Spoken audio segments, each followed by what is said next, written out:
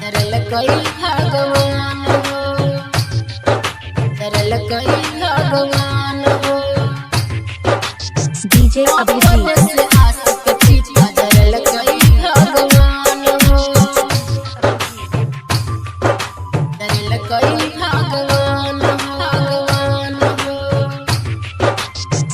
आरती छोट के पैर चलाई महान हो, अपने से चीता जरल कई भगवान हो, अपने से चीता जरल कई भगवान हो।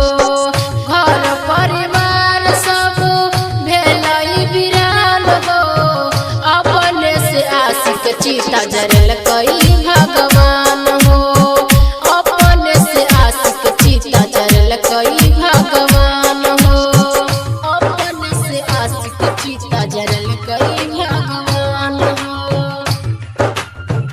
अपने से आशिक चीता जरल कई भगवान हो, जरल कई भगवान हो।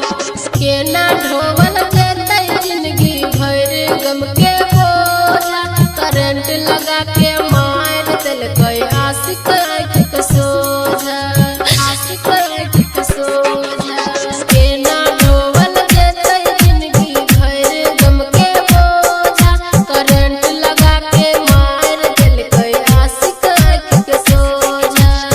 घर परिवार छुटलै दुनिया जहान हो, अपने से आशिक चीता जरल कई भगवान हो, अपने से आशिक चीता जरल कई भगवान हो, अपने से आशिक चीता जरल कई भगवान हो,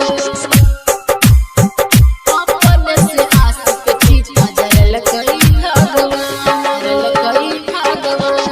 बस से पहले जिंदगी ओकर उजर गेलै भगवान हो, आँख के आंसू सूखै नहीं छै कन पर परेशान हो, कन पर परेशान हो। बस से पहले जिंदगी ओकर उजर गेलै भगवान हो, आँख के आंसू सूखै नहीं छै कन पर परेशान हो।